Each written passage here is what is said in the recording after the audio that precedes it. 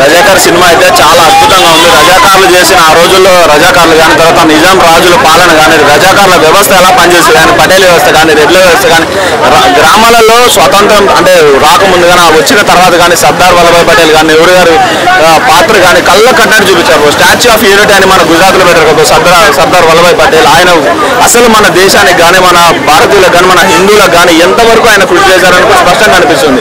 రజాకార్లైనా, Nizam రాజులైనా, ముస్లింలైనా, హిందువులైనా, Christians అయినా అందరూ ఒకటే కులం, ఒకటే మతం అని భారతదేశంలో భారతీయులందరూ ఒకటే. కాబట్టి అలాగే మనం ఆలోచించాల్సి బతుకుతా ఉన్నాం. అయితే వాటిల్లో కూడా కొంతమంది చీడపురుగులు ఉంటారు. ఆ చీడపురుగుల వల్ల జరిగిన ఆ ఆకృత్యాలే ఆ నిజాం పాలన కూడా లాస్ట్కి వచ్చేలోపు మన సినిమాలో కూడా కళ్ళ కట్టడి చూపించారు. రియాలిటీ అంటే రియాలిటీ స్టోరీ.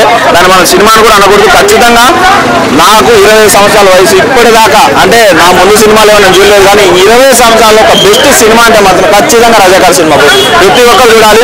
ఆ రోజుల్లో రజాకార్ల ఆకృతాలని ఆపడం కోసం చేసిన ఆ రోజుల్లో సర్దార్ వల్లభాయ్ పటేల్ ఈ రోజు అదే గట్స్ ఉన్న డైరెక్టర్ యాడ సత్యనారాయణ కానీ, గట్స్ ఉన్న ప్రొడ్యూసర్. ముందు ఈ రోజుల్లో గట్స్ ఉండాలి. సినిమా చేయాలంటే ఇద్దరు ఫ్లాప్ అయితే అర్థం కాదు. ఈవెన్ ప్రభుత్వాలు కూడా దాన్ని వ్యతిరేకించే పరిస్థితిలో కూడా అలాంటి రజాకార్లకు తెలంగాణలో స్వచ్ఛ చెప్పారు. రేపు ఏపీలో కూడా అలాంటి రజాకార్లు ఎవరైనా ఉంటే అంటే రజాకార్ మెంటాలిటీలో ఎవరైనా నాయకుడు ఉన్నా కూడా మీ ఓటుతో బుద్ధి చెప్పండి. ఖచ్చితంగా ప్రతి ఒక్కరు రజాకార్ సినిమా చూడండి. మూవీ స్క్రీన్ ప్లే చాలా బాగుంది. మనం మూవీ లాగా చూడకూడదు. ఒక హిస్టరీ హిస్టరీ లాగా చూడాలి. రజాకార్ అన్న ఇంకా 100 మంది అడుగుతాను వచ్చింది అంతే. సూపర్ మంచిగా అన్న ఈ సినిమా కానీ ఎవరు అనకాలి. ఇది చరిత్ర, మన చరిత్ర మనం తీసుకెళ్లే ప్రయత్నం చేసి ప్రతి ఒక్కరు ఆయన సక్సెస్ అయింది. డైరెక్టర్ కానీ, ప్రొడ్యూసర్ వాళ్ళిద్దరు యాక్టర్స్ కూడా మంచి పెర్ఫార్మ్ చేసి మొత్తం లైవ్గా వాళ్ళు జీవించేసింది. ఎక్కడ యాక్టింగ్ చేసినట్టు ఎక్కడ కనిపించదు. చాలా బాగా చేసిన సినిమా అయితే మంచి అనిపిస్తుంది. అందరూ చాలా బాగా చేస్తుంది. చరిత్ర మనం తెలుసుకున్నాం. చాలా మంది ప్రతి ఒక్కరికి ఒక చరిత్ర ఉంది ఇక్కడ. ప్రతి ఒక్క ఏరియా ఒక చరిత్ర. హైదరాబాద్ అంటే నవాబులు, రజాకార్లు ఎంత హింసించడం మనం కళ్ళారా చూస్తున్నాం. ఇంత హింస అసలు చూపించిన 10% ఉండొచ్చు అనుకుంటున్నా. చాలా ఉన్నాయి దీనిలో. చాలా రియాలిటీగా చూపెట్టిన చూస్తే చాలా బాధేస్తుంది. ఇంత జరిగింది హైదరాబాద్ విన్నాం కానీ చూపెట్టిందో డైరెక్టర్ ప్రొడ్యూసర్ గారు. నేను వాళ్ళకి యాక్సెప్ట్ అంటున్నా. ఇంకోటి హిందూ ముస్లిం అనేది ఏం లేదన్న. అది ముఖ్యం మెయిన్ పాయింట్. ఆ హిందూ ముస్లింలో ముస్లిం చాలా మంది ప్రాణ త్యాగాలు చేసి కొట్లాడిండ్రు.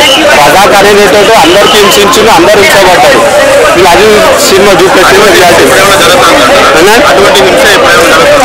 ఇప్పుడు అంతేం లేదు. ఇప్పుడు అంతా తెలంగాణ కానీ ఇంకా జరిగే ఛాన్స్ ఉండొచ్చేమో కానీ ఇప్పుడే జరిగే ఛాన్స్ లేదు. చాలా బాగుంది. రజాకార్ నాకు సినిమా గురించి చెప్తే చాలా అంటే చాలా బాగా నచ్చింది సినిమా. అంటే ఒక్కొక్క సీన్ కూడా ఒక్కొక్క గూల్పం సీన్ అని చెప్పుకోవచ్చు. అంటే లైక్ ఇంద్రజ గారు కానీ, మన అనసూయ గారు కానీ అందరూ యాక్షన్ ఇరుగా తీసేసారు. ఎమోషన్ అయితే చాలా బాగా వర్కౌట్ అయ్యింది. అంటే నిజంగా ఎవరైనా మన ఇండియాకి ఇండిపెండెన్స్ అంటే ఎవరైనా 1947 అంటారు. కానీ అదే హైదరాబాద్కి ఇండిపెండెన్స్ ఎప్పుడు వచ్చింది అని చెప్తే ఎవరైనా చెప్తారా? ఎవరు చెప్పారు. నేను చెప్తున్నా, హైదరాబాద్కి ఇండిపెండెన్స్ 1948లో వచ్చింది. అది కూడా స్టోరీ చాలా అంటే చాలా బాగా చూపించారు. ఒక్కొక్క సీన్ ఒక్కొక్క హీరో ఉంటారు. సో అందరు హీరోలే చాలా అంటే చాలా ఎమోషనల్ గా బాగా కనెక్ట్ అవుతాము. చాలా కోపం కూడా వస్తుంది నిజాం మీద. సో చాలా అంటే చాలా బాగుంది. ఇలాంటి సినిమాలు ఎన్ని సినిమాలు వచ్చినా చూస్తూనే ఉంటాం. ప్రతి ఒక్క హిందూ, ప్రతి ఒక్క క్రిస్టియన్, ప్రతి ఒక్క ముస్లిం, ప్రతి ఒక్క హిందూస్థాన్ చూడాల్సిన సినిమా ఏంటంటే రజాకార్ అని చెప్తా. సో రజాకార్ సినిమా చూడండి, ఎవరు మిస్ కాకండి. Thank you. రజాకార్ మూవీ చాలా బాగా అనిపించింది. రియల్ స్టోరీ కదా. నిజంగా ఎమోషనల్ సీన్స్ కానీ, డైలాగ్స్ కానీ, అంటే క్యారెక్టర్స్ అక్కడ ఏదో క్యారెక్టర్ పెట్టాలని కాదు. ద మోటివేషన్ ఒక ఇండియాలో పుట్టిన ప్రతి ఒక్క పౌరుడికి, ప్రతి ఒక్క విద్యార్థికి, అందరు ప్రతి ఒక్కరికి మన హక్కుని వేరే వచ్చి మన మధ్య చిచ్చు పెట్టాలంటే ఎవరు ఊరుకోరు. సో జై భారత్ మాత అన్నట్టు చాలా బాగా చూపించారు. ఎవరిని కించపరచడం కానీ, ఏ మతాలను కానీ, ఎవరిని కానీ కించపరచినట్టు చాలా బాగా ఇప్పుడు జనరేషన్కి కానీ చాలా మందికి తెలియదు. సో మీరు ఇలాంటి వాళ్ళు వచ్చి చూడండి. మన చరిత్ర ఏంది, మన రజాకార్లు అప్పుడు ఏం చేశారనేది చాలా క్లియర్ కట్టుగా, చాలా నీట్గా, విజువల్ వండర్గా, ఫైట్స్ కానీ, ఎమోషనల్ సీన్స్ కానీ, నెక్స్ట్ జనరేషన్కి మోటివేషన్స్ అలా చాలా బాగా తీశారు. ప్రతి ఒక్క ఫ్రేమ్స్ కానీ, ఈ క్యారెక్టర్ ఎందుకు పెట్టారు, ఇది ఎందుకు పెట్టారు, వీళ్ళని కించపరిచినట్టు అని ఎక్కడ అనిపించలేదు. నిజంగా డైరెక్టర్ సార్ మీకైతే హ్యాట్స్ ఆఫ్ చెప్పాలి. చాలా బాగా అంటే చాలా బాగా బాగా తీశారు. ఖచ్చితంగా మీరు ప్రతి ఒక్క యువత కానీ ప్రతి ఊళ్ళలో పర్టికులర్గా విలేజ్లో వాళ్ళు ప్రతి ఒక్కరు వెళ్ళి చూడాలి ఈ సినిమా, ఖచ్చితంగా చూడాలి. Thank you. థియేటర్కి వచ్చి వాచ్ చేయండి. మీకు ఒక వచ్చిన తర్వాత మన బాడీలో ఒక వైబ్రేషన్ అనేది స్టార్ట్ అవుతుంటుంది. ఒక నాయకుడిని చూసినప్పుడు వీడు మన నాయకుడు, వీడు అమ్మడు మనం వెళ్ళేది, అలా ఎలా అనిపిస్తుంది ఈ సినిమా చూసిన తర్వాత. ఇలాంటి సినిమా కదా, ఇది కదా మన చరిత్ర, మనం అంటే ఒక ఇండియా అంటే ఇది అని జై భారత్ మాతాకి జై అని ఒక కాన్ఫిడెంట్ లెవెల్ వస్తుంటది. చాలా బాగుంది. ఖచ్చితంగా ప్రతి ఒక్కరు వెళ్ళి చూడండి. అయ్యో ఇంతసేపు ఏం మూవీ అంటావు రజాకర్, నేను స్టైల్ మామ రజాకర్ కృష్ణ మంచిగా సినిమా అన్న, మంచిగా ఉంది అన్న. దేశం గురించి ఉంది. దేశం గురించి అంటే ఒకప్పుడు జవహర్లాల్ నెహ్రూ గారు కానీ, నేను అప్పుడు బుట్టలో ఎవరు నాకు తెలియదు, ఇలా కొన్ని నేర్చుకున్నా. నేనైతే ప్రతి దాంట్లో ప్రతి cinema any one movie bad or good is common thing. So దీంట్లో మనం ఏం నేర్చుకోవాలో, దీంట్లో ఎలాంటివి నీకు బాగుంటాయి అనేటివి నేర్చుకోవాల్సింది ఉంటుంది. ఎందుకంటే దేశంలో మన గురించి ఒకప్పుడు అమరవీరులు ఎంతో మంది, అల్లూరు సీతారామరాజు ఎంతో మంది కష్టపడి మన గురించి చనిపోతే ఈరోజు మనం ఏమైనా సమస్య, చిన్న సమస్య జరిగితే నాకెందుకు లేని వెళ్ళిపోతున్నాం. అట్లా వెళ్ళిపోవద్దు. అడగాలి, అరే తప్పేమైంది ఒప్పేమైంది. నువ్వు వెంటనే పోలీసు ఏమన్నా మాయమై మంత్రాలు ఉన్నాయా? ఏదో తంత్ర సినిమాలో మాయమై ఊరుకొస్తాడు అట్లా వస్తారా?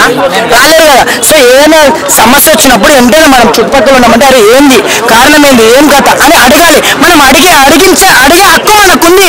మనం అడిగి నలుగురికి ఇట్లా సంగతి అని చెప్పాలి. ఒకవేళ పోలీసులు వచ్చినప్పుడు అప్పుడు వాళ్ళు చూసుకుంటారు. వెంటనే రాలేరు కదా. సో దీంట్లో అయితే నేను ఏం నేర్చుకున్నానంటే భయ్య, నిజాం కాలంలో ఎలా పడ్డారు, ఎలా కష్టాలు పడ్డారు.